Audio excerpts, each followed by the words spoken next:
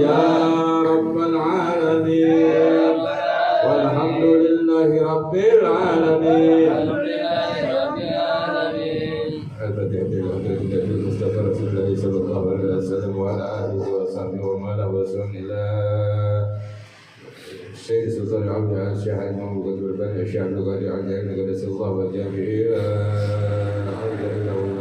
الجامع إلى مشينا معلمنا وارتجناه وسانا صاحب الكتاب الإمام محمد والإمام العبد زكريا النووي البنسي الشافعي رحمه الله والإمام والشيخ سلطان الأولياء والإمام سيد ولي الحي عبد الرحمن السيد سيد ولي عبد الرحمن وجميع من أدلنا في كل أعمال صالحة. الفاتحة.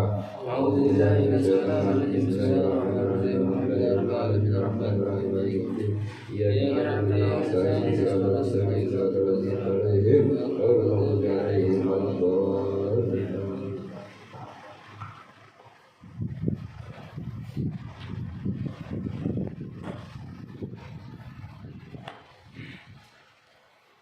Pembahasan kita pada sekarang.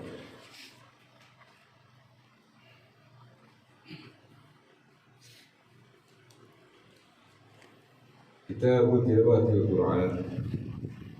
Ini bab tentang tilawah Al-Quran. Tilawah itu artinya pembacaan, ya. Membaca Al-Quran. Alamu an tilawah Al-Quran hiya afdalul zikra. Diketahui bahwasanya tilawah atau membaca Al-Quran itu dia itu lebih afdal, lebih utama sebagai zikir, ya, daripada zikir-zikir yang lainnya, lebih utama. Jadi membaca Al-Quran itu lebih utama. Tapi ya, terkecuali dalam hal sholat itu adalah lebih utama, ya. Zikir, sholat itu zikir, puasa zikir, ya. Terus sedekah zikir, zakat zikir, pergi haji dan umrah zikir, ya. Tapi dari semuanya itu, kecuali yang hal tadi, tilawah membaca Al-Quran itu adalah lebih utama daripada zikir-zikir yang tadi, ya. Al-matlubul qiraati bitadabbur. Nah, ini mempelajarinya, artinya membedahnya, ya, memaknainya tentang bacaannya itu dengan tadabbur. Nah, makanya kita kalau sering bilang tadabbur itu apa sih? Tadabbur itu adalah pemaknaan daripada apa yang ente baca, apa yang ente pelajari. Itu tadabbur namanya, ya. Kalau sekedar itu senang-senang buat tadabbur, namanya wisata. Wal qiraati adabun wa maqasidun. Dan pada pembacaan Al-Quran itu ada adabnya dan ada maksud dan tujuannya. Jadi enggak sembarang kita baca, tapi ada adabnya kita bagaimana membaca Al-Quran, bagaimana kita menghadapi mushaf, ya. Yang guru-guru kita ajarkan, kalau nggak usah membacanya, memegangnya aja itu paling baik kalau kita punya wudu, ya. Ada adabnya di depan Al-Quran kita gimana, ya. Dan kita memahami daripada maksud, ya, apa yang kita baca. Wa qad jami'atu qabla hadza fiha kitabun muhtasiru an setermalan ala nafaisa min adabil qiraati wal qiraatu wa sifatiha wa ma yutaliqu biha. Nah, maka di dalam di dalam adab-adab yang kita itu, yang kita perlu pahami tadi bagaimana disebutkan, ya, bagaimana adab kita tentangnya. La yang bagi li jamalil Quran ayah fidu alaihi misluha, bagaimana kita menjaga daripada dawam kita, ya, artinya kita menghafal Al-Quran. Kita tiap hari kita dawam, kita baca, dan setiap hari lama-lama kalau kita sering baca lama-lama hafal, ya lama-lama hafal.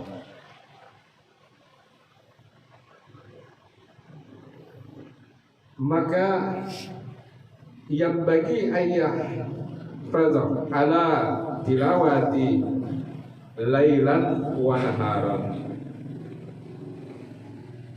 Banyak daripada ulama-ulama salaf, ulama-ulama soleh, ya, mereka menjaga daripada tilawati pembacaan Al-Quran itu lailan wa naharan, yaitu malam dan siang hari. Mereka membaca Al-Quran di waktu malam dan di siang hari. Safaran wa hadiran, baik itu mereka sedang dalam perjalanan, ya, baik itu di atas onta, baik itu di atas jalan kaki, baik itu kalau sekarang di bis, di mobil, di motor, di sepeda, ya. Itu mereka membaca Al-Quran. Wa qad kanat lis-salafi adata muhtarifati fil qadaril ladzi yukhatimuna fi. Dan sesungguhnya para ulama-ulama salaf itu mereka ada yang berlainan-berlainan di dalam menghatamkan Al-Quran. Apa maksud berlainan-berlainan itu menghatam Al-Quran? Fakana jami'atun minahum, maka dari mereka itu kebanyakan yahtamuna fi kulli syahrain, ya, ada dari mereka itu yang menghatamkan Al-Quran di tiap-tiap 2 bulan. 2 bulan. Kita setahun naik kagak ya? Iya. Setahun baru apa ya? Baru Qul huwallahu ahad. Qul huwallahu ahad hatam. Tapi nggak apa-apa ya, yang penting ente baca. Ada yang 2 bulan katanya. Akharun fi kulli syahra khatimah. Dan yang lainnya 1 bulan. Wa akharun fi kulli asyara laila khatimah. Ada yang 10 malam mereka hafal. Mereka hatam. Ya, ada yang 10 malam mereka hatam Al-Quran. Wa akharuna fi kulli sabani lail khatimah. Ada yang 8 malam dia hatam Al-Quran. Hatam itu maksudnya kalau kita buka Al-Quran ketemu Al-Fatihah sampai Anas, sampai minal jin nanti wanas, dari mulai Bismillahirrahmanirrahim Alhamdulillahirrahmanirrahim sampai minal jin nanti wanas. 8 malam dia hatam Al-Quran, ya. Wa haruna fi kulli sab'alail, ada yang 7 malam. Wa hadza fa'ala aksarina minas salaf, ya. Dan ini yang menjadi kebanyakan amalan-amalan daripada ulama-ulama salaf. 7 hari. Wa haruna fi kulli setelah ada yang 6 hari. Wa haruna fi khams, ada yang 5 hari. Wa haruna fi arba, ada yang 4 hari. Wa kasiruna fi kulli salat, dan kebanyakan dari mereka itu khatam Al-Quran dalam 3 hari 3 malam. 3 hari itu. Wa kana kasiruna yahtabuna fi kulli yaum wa laila. Ada yang kebanyakan mereka juga khatam Al-Quran itu dalam sehari semalam. Khatam Al-Quran sehari semalam. Tahu Pak? Baca Al-Baqarah aja pantas udah panas Pak Haji. Duduknya iya sih emang banyak gangguan.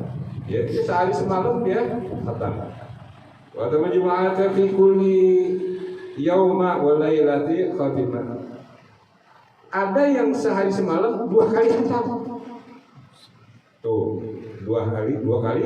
Atau haruna fi kulli yauma wa lailata salasa khatimah. Ada yang 3 kali khatam sehari semalam. Sehari semalam 3 kali khatam. Khatam itu habis ya. Khatam itu habis. Satu Al-Quran, 1 mushaf itu habis. 3 kali sehari semalam. Wa ta'ba'adahum fil yaumi wa lailati samani khatamat ya. Dan sesudah itu di dalam sehari semalam ada yang sampai 8 kali khatam.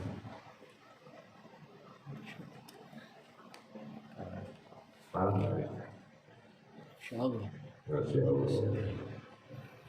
Arba'a fil lail 4 kali khatam di waktu malam. Wa arba'a fil nahar 4 kali khatam di waktu siang. Wa mimman khatama arba'an fil lail wa arba'an fil nahar. Yang yang 4 kali khatam di waktu siang, 4 kali khatam di waktu malam itu ya, yang dikenal dengan nama As-Sayyid Al-Jalil Ibnul Khatib As-Sufi. Namanya beliau adalah Jalil Ibnu Khatib As-Sufi, nama beliau itu rahimahullah. Beliau itu bisa khatam sehari 4 kali, semalam 4 kali, jadi jumlahnya total 8 kali khatam. Tapi di balik semua itu ada lagi sebenarnya banyak orang-orang daripada orang-orang soleh ya, seperti para sahabat. Ada namanya Sayyidina Utsman bin Affan ya, termasuk Amirul Mukminin. Beliau itu 1 rakaat khatam, sholat sunnah 1 rakaat khatam. Mantap kan? Allahu Akbar waladhdallin amin.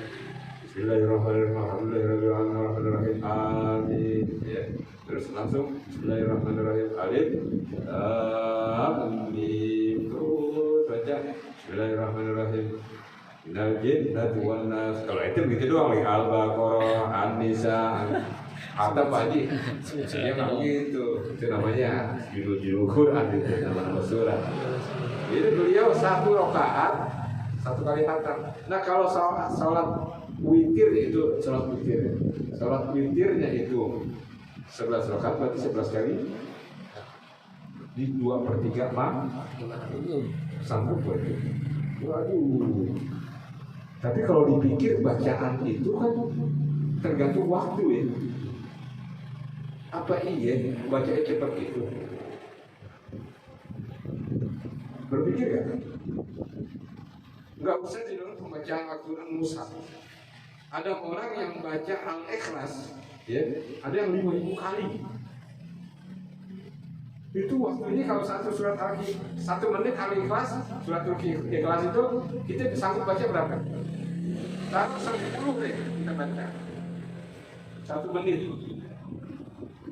10 dibagi 5.000 berarti 500. Berarti 500 menit berarti berapa jam? Ada 2/3 malam itu. Enggak masuk di A. Iya kan. Apa bacanya? Enggak baca kayak gitu. Mereka tartil baca. Artinya walaupun cepat tartil. Enggak atau ya selesai enggak lagi tartil. Walaupun cepat tartil ya. Nah, lalu bagaimana caranya bisa begitu? Itulah kuasa daripada Allah Subhanahu wa taala ya. Yang kalau kita bicara ini akhirnya ngomong yang gaib-gaib. Ya, mereka masuk mungkin ke dimensi lain yang dimana waktu nggak berfungsi lagi. Bisa tak? Ya itu harus benar-benar jiwa raga harus benar-benar murni. Ya kan? Jadi sekarang orang baca 1 rakaat khatam. Ya 1 rakaat nanti mampu berapa jam? Nah, ya kan? 5 menit. Berarti mungkin saja mereka masuk ke dalam Ya kita nggak ngomong ada-ada, mungkin saja. Ya namanya Allah udah beri kelebihan keistimewaan karomah yang orang bilang kepada mereka. Itu saudara, ya. Ada nggak? Ada, kalau mau diceritain banyak. Ya. Cuma nih kalau lagi begini nih, akhirnya dibeli orang saya. Ya. Baca di kitabnya. Begitu saudara. Nah, lalu kalau orang yang yang sibuk gimana? Kan ada katanya membaca Al-Quran itu lebih afdol daripada zikir lain. Kerja itu juga zikir. Kerja itu zikir. Sekolah zikir. Ya. Ente bersilaturahim juga zikir. Lalu kalau kita baca Al-Quran terus, akhirnya kita lupa semuanya. Boleh nggak? Ya nggak boleh juga, ya. Tapi ini orang-orang yang mudah masuk ke dalam hati mereka untuk disibukkan kepada kalamullah, kepada Al-Quranul Karim. Makanya Rasulullah SAW la yafqahu man qara al-Quran, tidaklah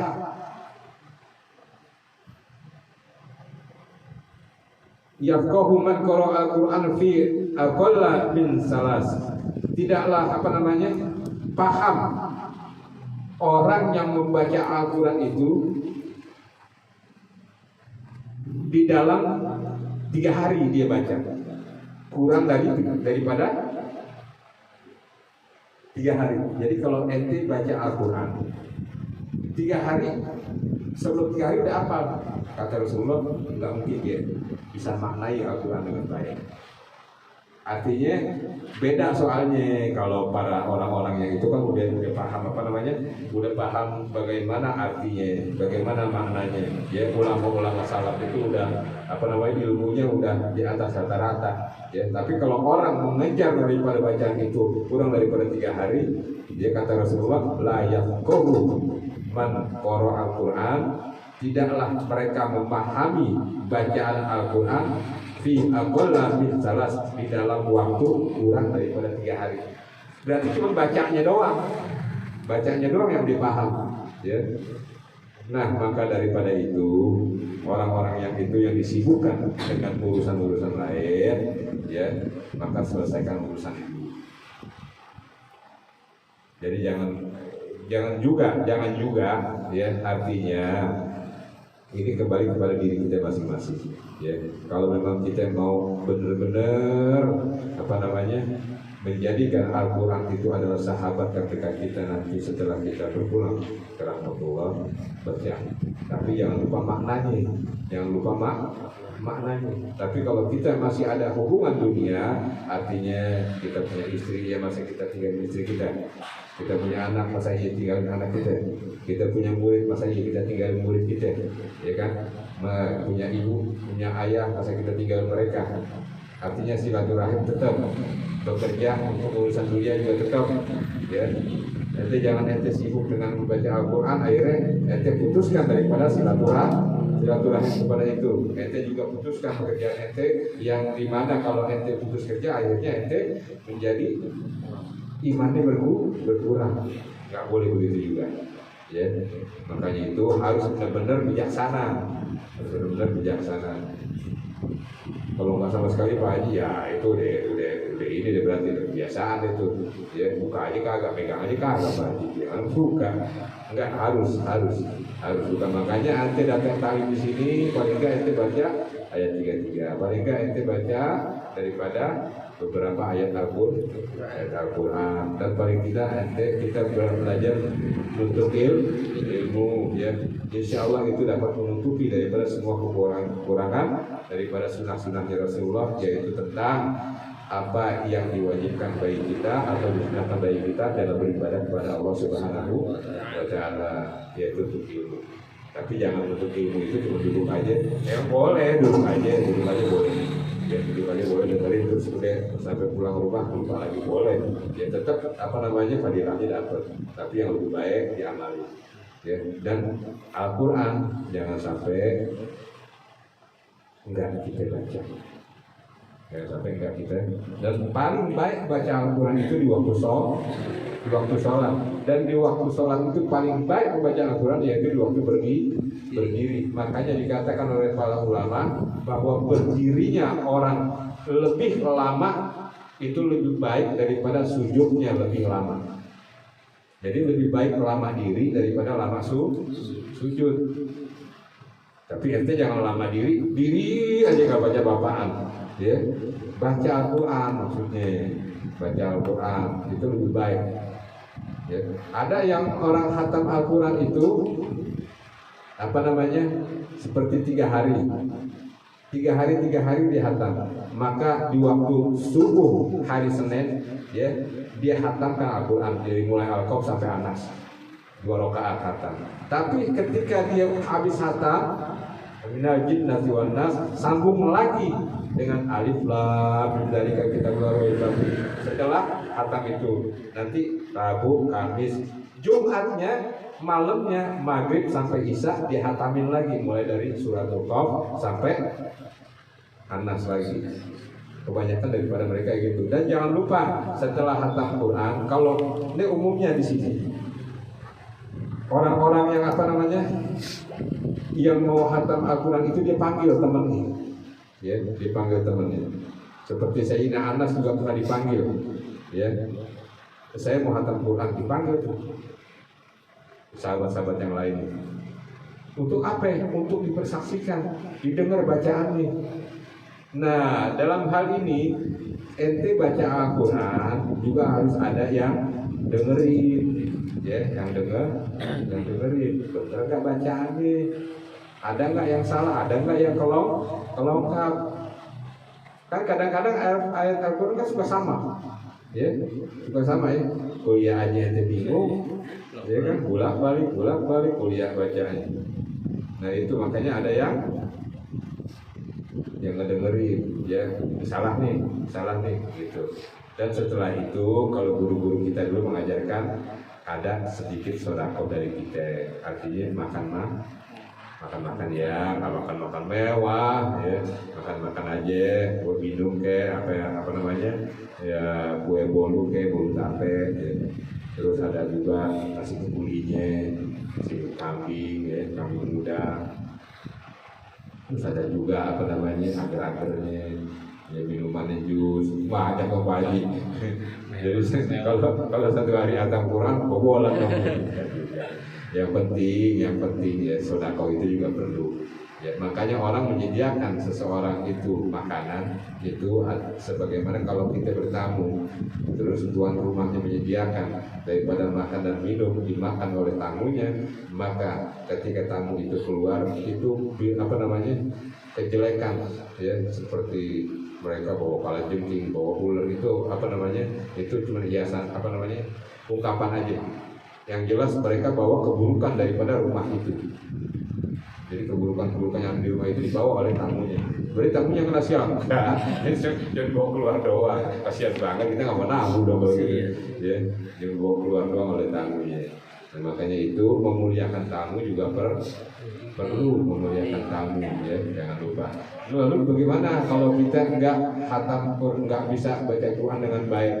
Dan kita juga kalau udah baca Quran bisa dengan baik, makhrajnya benar, tapi nggak ada waktu untuk seperti tadi sampai khatam, paling tidak deh sepekan aja kita khatam, nggak sempat juga, paling tidak sebulan aja nggak sempat juga. Maka baik-baiklah sama orang yang menghatam Al-Quran, orang-orang yang hafid Quran, orang-orang yang soleh deh, paling tidak ente harus baik sama orang-orang yang soleh. Sebab apa? Insya Allah daripada kebaikan yang Allah berikan kepada mereka, kita dijadikan baik juga. Artinya kita dijaga juga, ya, oleh Allah Subhanahu Wa Taala dari perkara-perkara yang menyulitkan. Kan banyak orang yang usahanya dunia maju bagus. Maaf, mungkin mereka jangankan membaca Al-Quran dengan baik, mengenal hurufnya juga enggak, ya. Tapi mereka baik hubungannya dengan orang-orang yang alim, ya, sehingga mereka terjaga. Baik usahanya, baik itu adabnya, kepribadiannya terjaga. Banyak kan begitu kan? Banyak. Nah ini menyangkut masalah adab. masalah adab, ya, adab kita terhadap orang-orang yang berilmu, ya, baik itu orang-orang ustadz, baik itu kiai, baik itu para habaib, ya, baik itu orang-orang soleh yang lainnya yang alim, ya. Kalau bicara kelas wali, nggak ada satupun orang yang mengetahui kecuali wali sendiri, ya, kecuali wali sendiri yang mengetahui, oh ini wali nih, ya. Kita jangan bilang, wah ini wali nih, emang itu wali, gitu, wali ada gitu, ya. Yang mengetahui wali itu cuma wali, ya, karena mereka ada getaran-getaran, begitu saudara. Nah, adab kepada orang-orang yang begitu.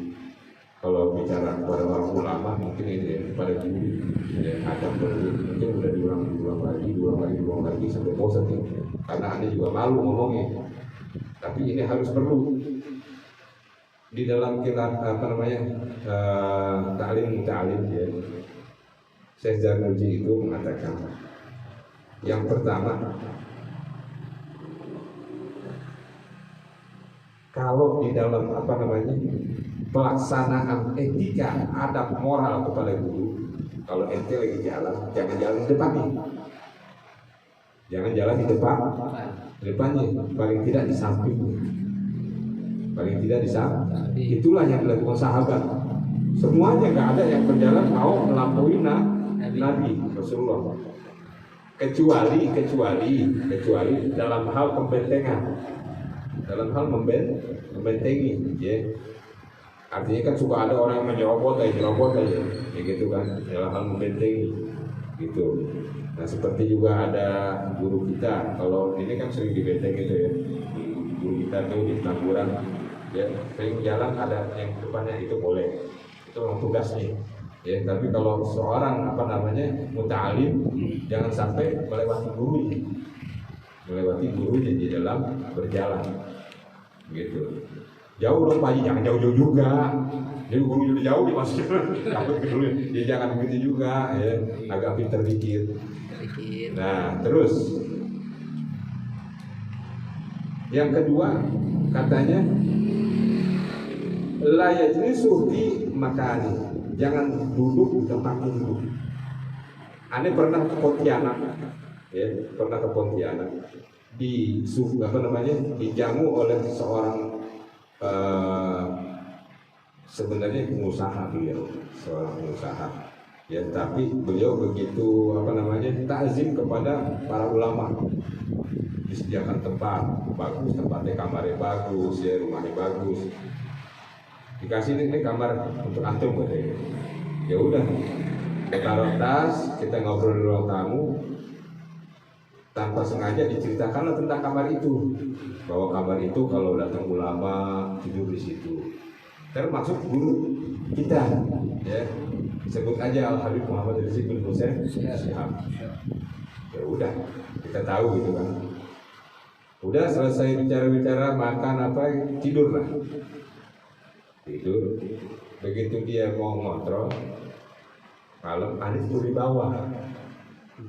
Ane tidur dibangunin. Start bangun, masih tidur di bawah katanya gitu. Kenapa ya? Bangun gitu. Ya itu tadi cerita ini bekas guru Ane mana bisa tidur di bekas guru Ane bilang gitu kan. Salah dong Ane gitu. Ya salah juga, alhamdulillah ente kasih tahu. Nah begitu saudara. Itu ada adab untuk kita, ya. Saya di luar duduk ada tempatnya, saya nggak pernah tempat duduk gitu. Padahal kursi tamu, saya tahu kalau saya di wali pasti duduk di situ. Kalau Anda datang ke situ, Anda nggak boleh di situ. Gitu. Paham? Itu adab. Ya, adab kepada. Efeknya apa? Efeknya nanti Allah berikan yang namanya karomah. Mereka itu orang-orang itu punya karomah. Ya. Yang salah satunya adalah pemahaman kita akan ilmu, tentang ilmu, terutama ilmu agama. Ya, inilah yang orang bilang sebut ilmu laduni, yang tanpa belajar sekali baca ngerti paham, gitu. Ya itu kan enak kan? Terus ya ada lagi apa namanya keberkahan daripada itu, mudah kita pertama dalam mengambil ilmu, mudah kita dalam memperoleh rezekinya Allah Subhanahu wa Ta'ala, dijaga kita. Itu salah satu daripada karomah-karomah yang Allah berikan kepada orang-orang yang berilmu, dan kita takzim kepada mereka dan kita beradab kepada mereka, insya Allah itu Allah berikan kepada kita. Paham ya? Mau nggak gitu? Ya harus gitu. Ya, gampang kan? Jadi ente kalau nanti ketemu aneh, ente yang gugup, ya salam. Gak apa-apa, kayak temen gitu tos lagi. Gak apa-apa. Jadi habis ambil napas yang panjang, ya nanti